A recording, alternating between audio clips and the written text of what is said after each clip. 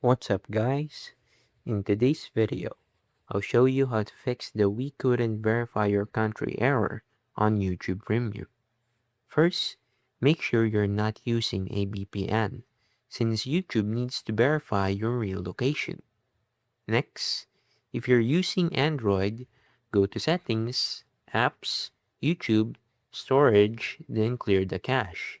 You can also force stop the app and reopen it. If you're on iPhone, try uninstalling and reinstalling the YouTube app to refresh its data. Also, make sure you have a stable internet connection. Try switching between Wi-Fi and mobile data, then open YouTube again and try subscribing to Premium. If the error still appears, contact YouTube support through the app and explain that your country cannot be verified.